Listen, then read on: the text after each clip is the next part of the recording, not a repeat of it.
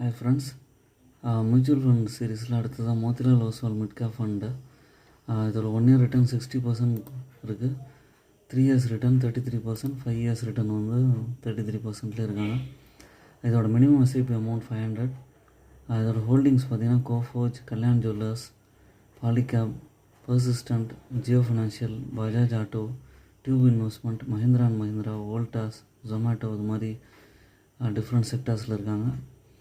இதோட செக்டார்ஸ் பார்த்திங்கன்னா technology, consumer, capital goods, financial, automobile, இந்த மாதிரி டிஃப்ரெண்ட் செக்டார்ஸில் இருக்கிறதுனால இவங்களால் லாங் டேர்மில் நல்ல ரிட்டர்ன் கொடுக்க முடியுது. இந்த போர்ட்ஃபோலியோவில்